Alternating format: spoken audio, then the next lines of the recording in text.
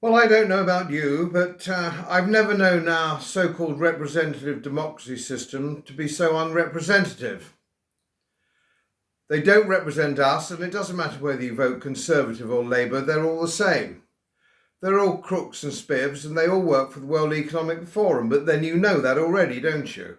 And it's from the top down. It's from the Prime Minister, the Chancellor of the Exchequer, the Archbishop of Canterbury, the Leader of the Opposition.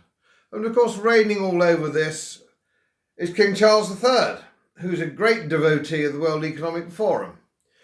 We're becoming more and more fascist now in the way our lives are run by government. Every aspect of our lives is controlled by them. Looking forward, are you, to your local police knocking on your door if you have a log burner? You can't travel about your local city without cameras clocking you and charging you lots of money, which is totally against, actually, our Bill of Rights. It's totally against the concept of natural law, but they do it anyway. So we can vote blue and we can vote red. Doesn't make any difference, does it? Doesn't make the slightest bit of difference. And of course, there isn't a free press anymore. We've got the BBC and Sky who follow the government line.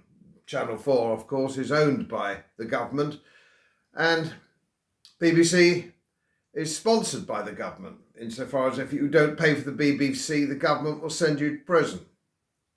It's absolutely scandalous, isn't it, the whole damn thing? Well, I've got an idea, and I'd just like to share it with you. I don't know whether any good will come of it. A lot of people who are disenfranchised, which I suspect now is probably 90% of the population, sometimes they spoil their vote. A lot of people say to me, I'm spoiling my vote, or I'm writing on the ballot paper, none of this lot, they're all rubbish, or whatever it is. But of course, for those of you who know the game, it doesn't make any difference. Spoiled votes just go straight into the bin. They just go straight into the bin. They're not counted, nobody cares about them, they just go on and on maniacally counting of the votes for red or blue, and nothing changes. And of course, your local MP isn't selected by your local constituency association, whether it be blue or red. It's come from head office, Conservative Party head office, always. For the ministers that we have now are given safe seats. The Energy Minister at the moment of East Surrey is a classic example. Ghastly woman, dreadful woman, straight out of World Economic Forum. And of course, soon we're going to have World Health Organization, the Bank of International Settlements. All these people, of course, are all part of the same web of control and intrigue. I would like to see, at least as a start, on our ballot paper, the option to exercise your democratic right by putting none of the above.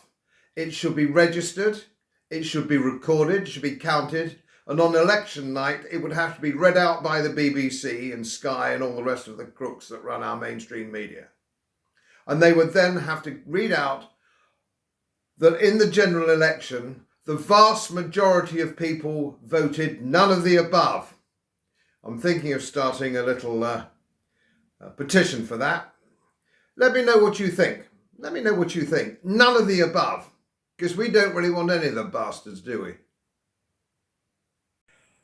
As most of you know, my work is very heavily independently research based. And I get my information from all over the world. It would help if you press the subscribe button and the little bell next to it, because the more subscribers I have, the more likely it is that international independent research institutes will share their material with me. It's most helpful, and then of course I automatically share it with you. So surprise, won't cost you anything. Thank you very much.